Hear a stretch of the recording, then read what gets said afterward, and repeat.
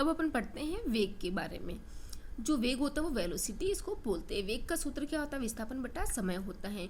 और अगर वेग को अपन बोले तो क्या होता है, जो चाल होती है उसमें अगर दिशा जोड़ दे तो वेग बन जाता है। चाल अपने को पता है एक अदिश राशि होती है, और वेग होता है वो एक सदिश राशि होती है। सदिश और अदिश अपने को पता चल गया। अगर किसी की दिशा के साथ चाल उसकी बताए तो वो वेग कहलाता है। और अगर उसकी दिशा ना बता के ऐसे बोल दे कि 40 किलोमीटर 50 किलो 10 ग्राम, तो वो चाल होती है सिर्फ। और अगर बोले कि 40 किलोमीटर नॉर्थ की ओर 50 किलोमीटर साउथ की ओर, तो वो उसको वेग कहते हैं। इन दोनों का मात्रक तो सेम ही होता है।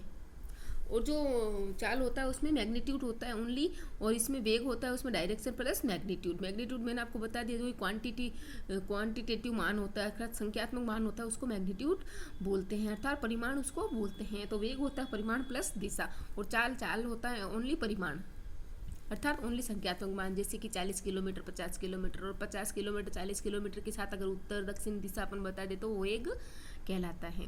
प्रति एकांक समय में तय किया गया विस्थापन वेग कहलाता है।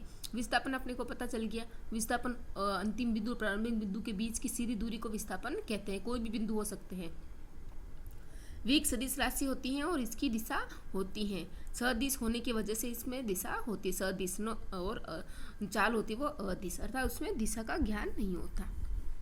सरल रेखा की दिशा ज्ञात करने की आवश्यकता नहीं होती, परंतु यदि कोई वस्तु पिंड वक्राकार दीर्घ वृत्ताकार गति में गति कर रहा है तो उसके किसी निश्चित बिंदु पर स्पर्श रेखा खींची जाती है और फिर उसको धागे से नाप लिया जाता है, और उसकी वेग की दिशा स्पर्श रेखा की दिशा ही वेग की दिशा होती है। अब अपने को बोलेगी क्या दिशा होती है, कैसे वेग की दिशा पता चलेंगे, तो एक अपन उसकी एक स्पर्श रेखा खींचेंगे, और जिस स्पर्श रेखा खींचे अर्थात स्पर्श रेखा मतलब उस एंगल उस लाइन को टच करते हुए एक सीधी रेखा खींचते हैं, और उसी सीधी रेखा की जो सीधी रेखा जिस साइड में आगे रहती है उसी दिशा में उसका दिशा का वेग की दिशा होती है कि इसी तरफ में वेग अर्थात वेग गति हो रही है।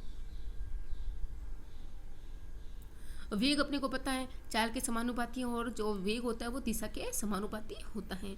और कोई वृत्ताकार, देखो इधर मैंने डायग्राम में बताया गया ये वाला, ये वृत्त के आकार बनाए, तो वृत्त में भी इसमें क्या है, देखो जो परिमाण है वो तो सेम ही रह रहा है, और पर दिशा डायरेक्शन इसकी बदल रही है, अर्थात इसमें वेग बदल रहा है। हर डायरेक्शन में वेग इसका बदल रहा है। वक्र की दिशा बदलने पर वेग की दिशा बदल जाती है। अब अपने को पता चल गया, अगर किसी की दिशा बदल जाएगी तो वेग तो बदलेगा, अपने को पता है क्यों, क्योंकि ये सदिश होती हैं। वृत्ताकार दीर्घ वक्राकार गति में यदि कोई वस्तु नियत परिमाण के वेग से गति करती है तो प्रत्येक बिंदु पर वेग की दिशा बदलने से वेग का मान भी परिवर्तित होता है, और फिर त्वरण उत्पन्न हो जाते हैं, और त्वरण वेग में परिवर्तन से त्वरण उत्पन्न होता है, अपने को पता होता है। अब अपन पता करेंगे कि जो वेग होता है वो कब कब बदलता रहता है, कैसे परिवर्तित होता है।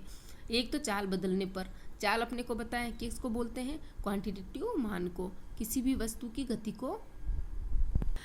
की दर को अपन चाल बोलते हैं। कोई वस्तु की गति की दर हो उसको अपन चाल कहते हैं, और ये संख्यात्मक मान होता है ओनली, और मीटर पर सेकंड इसका सूत्र होता है। तो अगर चाल बदल गई तो वेग तो बदलता ही है, और दिशा बदल गई तो भी वेग बदलता है, और चाल और दिशा अगर दोनों बदल गई तो भी वेग का मान बदल जाता है।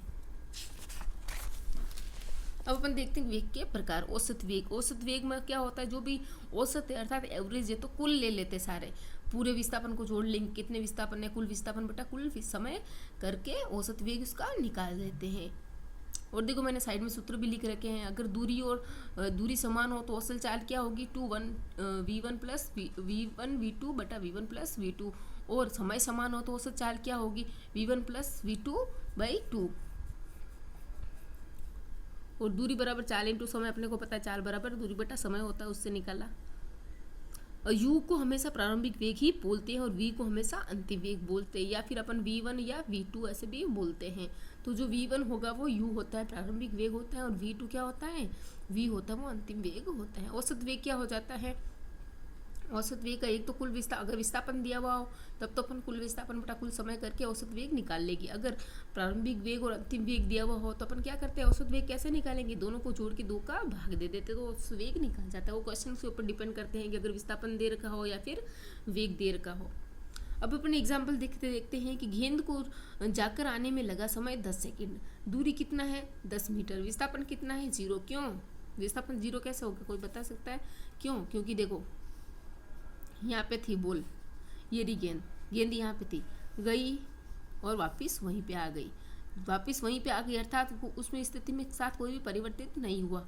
उसका अंतिम बिंदु और प्रारंभिक बिंदु, यही अंतिम बिंदु है और यही प्रारंभिक बिंदु थे। तो इनका प्रारंभिक और अंतिम बिंदु के बीच में क्या है, 0 दूरी है, इसलिए विस्थापन भी 0 होगा। अब औसत चाल की बारी है। औसत चाल में अपन ने क्या बोला था, औसत चाल कैसे करते हैं, इनको दोनों को 5 + 5 जोड़ देंगे और समय का भाग दे देंगे, तो औसत चाल हो जाएगी अपनी 1 मीटर/सेकेंड। और औसत वेग, इसमें कितना विस्थापन हुआ, विस्थापन तो 0 हुआ, विस्थापन तो कुछ हुआ भी नहीं, तो कुल विस्थापन हुआ अपना 0 और कुल समय हुआ 10, तो बराबर 0, तो औसत वेग हो गया इसका 0। अब तात्क्षणिक वेग, तात्क्षणिक वेग होता है कि किसी क्षण में जो भी वेग उत्पन्न होता है, एक क्षण के लिए जो वेग होता है उसको तात्क्षणिक वेग कहते हैं। एक सेकंड के लिए विशेष उस पर जोर लगाकर उसको उस पर वेग उत्पन्न कराया जाता है, तो तात्क्षणिक वेग कहलाता है। किसी क्षण विशेष पर उत्पन्न वेग को तात्क्षणिक वेग कहते हैं। त्वरण, एक्सलेरेशन,